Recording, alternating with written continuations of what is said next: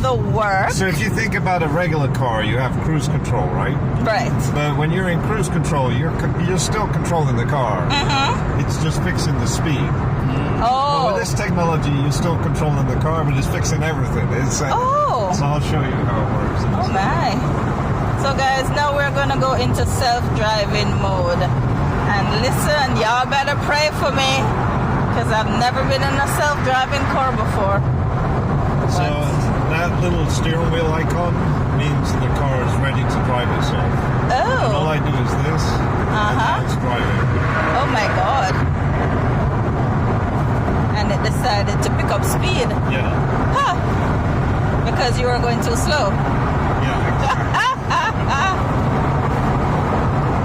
Okay.